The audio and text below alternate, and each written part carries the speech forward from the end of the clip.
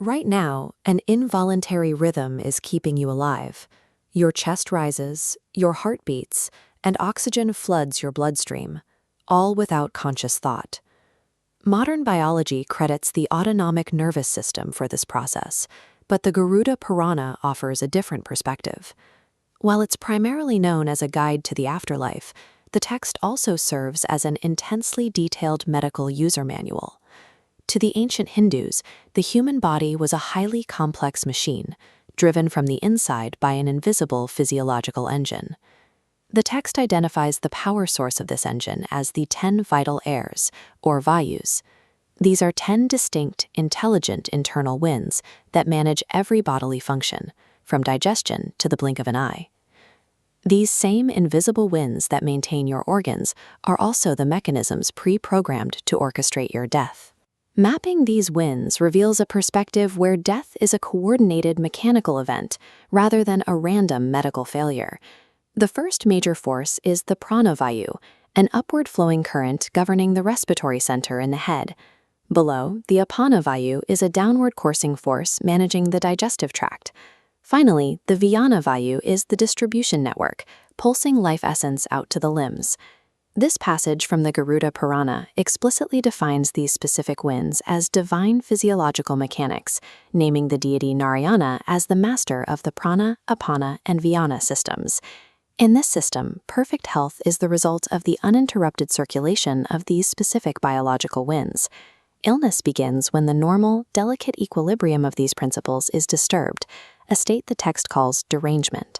This excerpt describes a mechanical failure, where the respiratory wind, the prana, interferes with the downward wind, the apana, keeping it incarcerated within the body's vessels. This framework recategorizes diseases like asthma and indigestion as a literal internal war triggered when these winds are forced into the wrong channels. The Garuda Purana argues that maintaining the equilibrium of this organism is the only way to prevent the body from becoming inert and inoperative.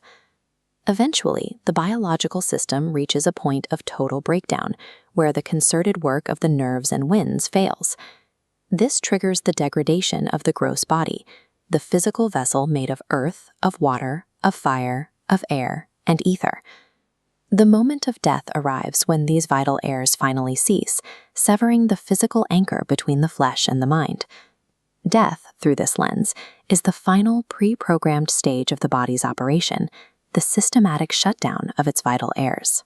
While the gross body fails, a subtle body survives the shutdown, carrying the individual's karmic imprints forward. This passage describes the transition, noting that once a man quits his gross material frame, he assumes a subtler body in the higher ethereal regions. This photograph of the burning ghat in Benares captures where this internal transition meets the external world, providing a physical space for the soul's departure.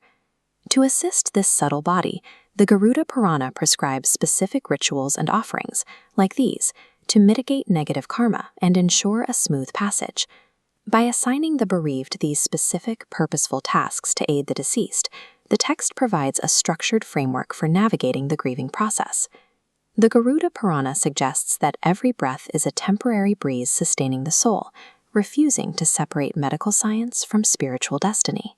Understanding these internal winds reveals that every meal and every breath is part of a delicate cosmic rhythm,